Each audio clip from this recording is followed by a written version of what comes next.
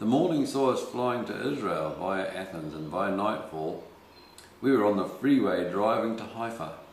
The state of Israel was on high alert with multiple suicide bombings going on at this time in 2001. We wondered if we were brave or just stupid.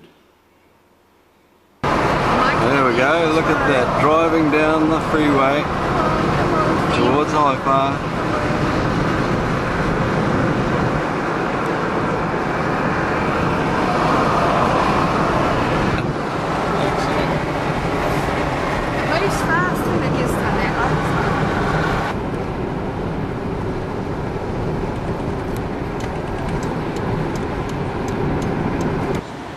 Oh well, we've arrived in Haifa at the Baha'i shrine.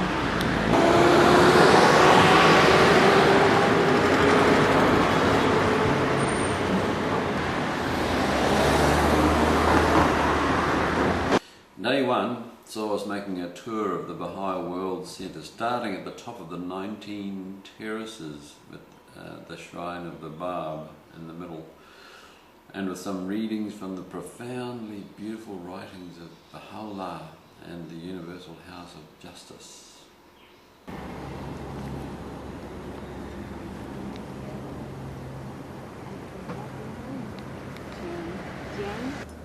It is here that, by the grace of the Lord of Revelation, the tabernacle of glory hath been raised.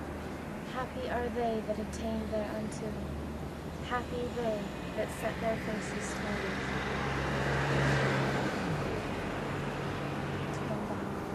This third quotation is from a letter of the Universal House of Justice. The beauty and magnificence of the gardens and terraces are symbolic of the transformation which is destined to occur both within the hearts of the world's peoples and in the physical environment of the planet. And this last quotation is from the Universal House of Justice as well. The gardens which surround that structure, in their rich variety of colors and plants, are a reminder that the human race can live harmoniously in all its diversity. The light that shines from the central edifice is as a beacon of hope to the countless multitudes who yearn for a life that satisfies the soul as well as the body.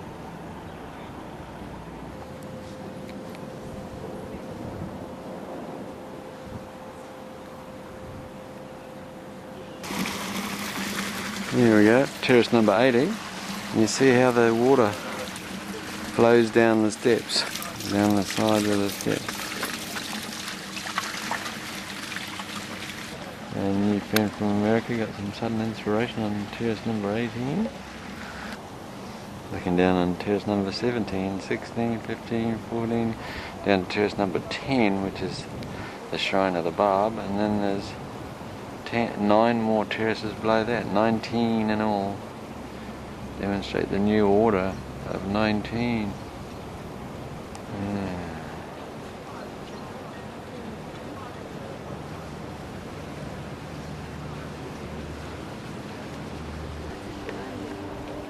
That is the seat of the Universal House of Justice. Oh. And at the seat, if you stand, there's a center line. If you stand there, it leads straight to Baha'i.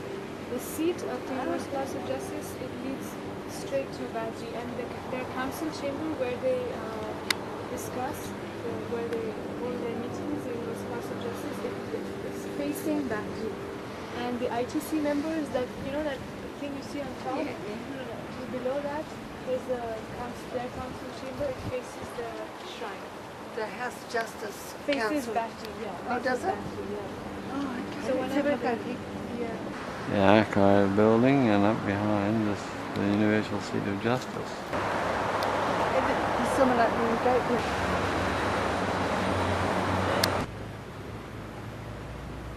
And it was in February of 1983 that the Universal House of Justice moved into their permanent home there on the mountain. This building is constructed out of Greek marble.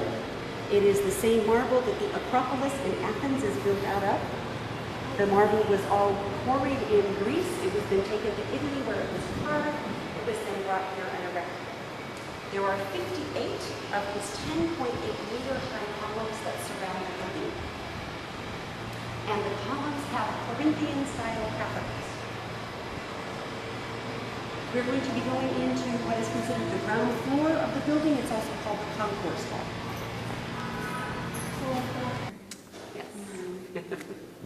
One of the bounties of my service here is that I get to serve tea to the pilgrims, and then I get to stand on that back step while the Universal House of Justice addresses the pilgrim group. The pilgrim groups this last pilgrim season were up to 150. Pilgrims come, pilgrimage starts on Monday. Okay, so it ends the next Tuesday evening. Okay, Wednesday the pilgrims have to leave, and then the next pilgrim group starts arriving the next Sunday. So the chandelier in the middle of the hallway is lit because the Universal House of Justice is in session right now.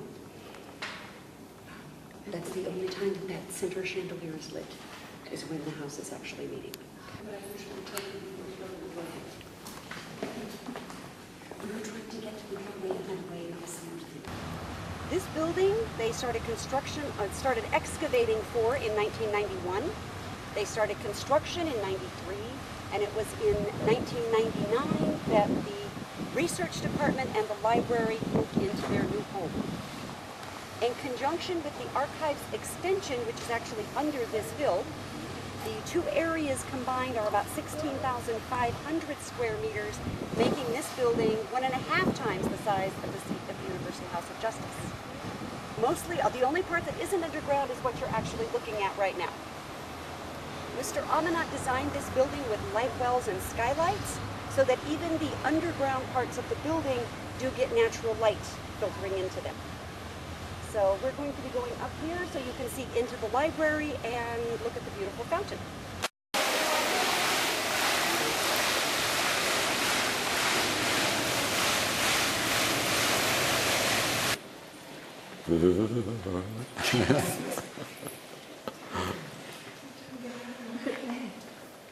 We'll just see if I can focus in on that shell. Where is it? It's, oh, there it is. Yeah, look.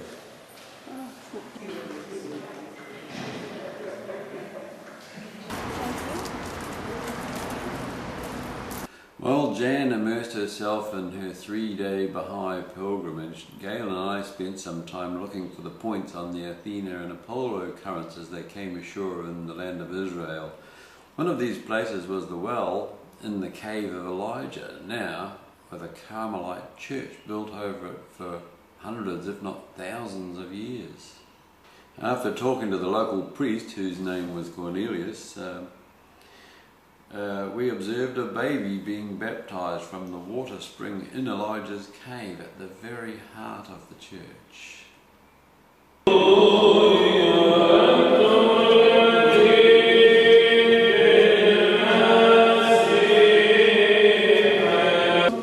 حكمة لمصغين يا إخوة إنا جميعا من اعتمد فذكرنا موعظة المقام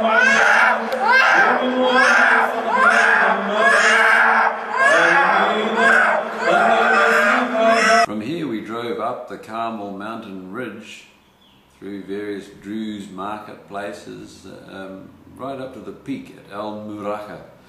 This was the place that is remembered for the historical contest between Elijah and the unfortunate priests of Baal.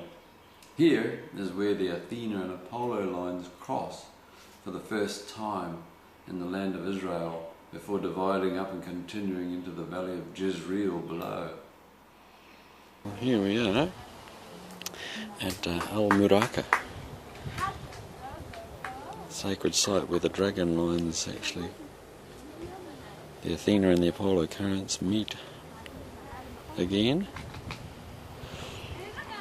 overlooking the plain of Jezreel.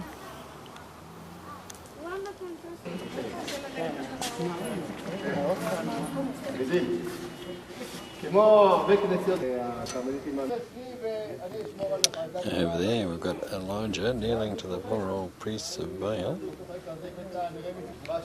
Gail reading her little story. Down towards Jerusalem, coming around up the plain of Megiddo.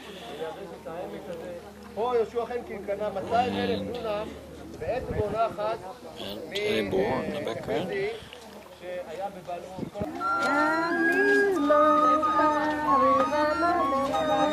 לא נעמת. שכמתי לך בשיר.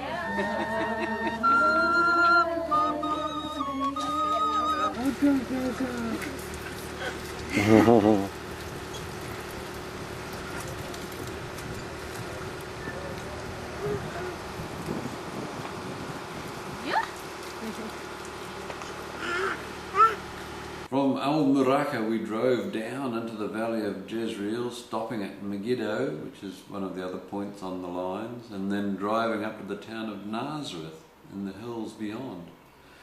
Here we found another church built over the only water spring in the area, and coincidentally another infant being baptized in this spring, also a sacred water spring.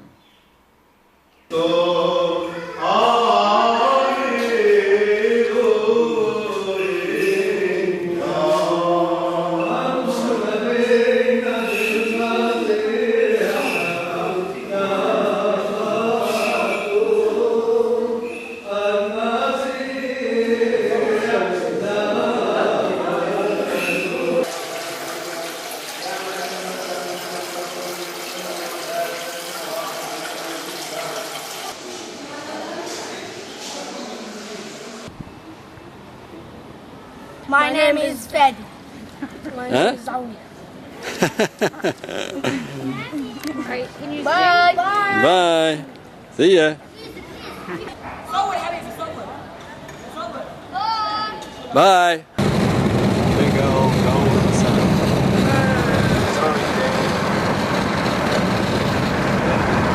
Jan had to be out of Haifa by sunset on the third day by the Baha'i rules, and Gail and I narrowly accomplished this, bringing a very successful end to our adventure in Israel by making some prayers for peace at the Israeli end of the Dragon Line. The main impression left from the visit to the Baha'i World Centre is the contrast, the absolute contrast of beauty and order compared to the chaos outside. May this beauty grow till it encompasseth the whole world, and may we all live in harmony together. Ya Baha'u'llah.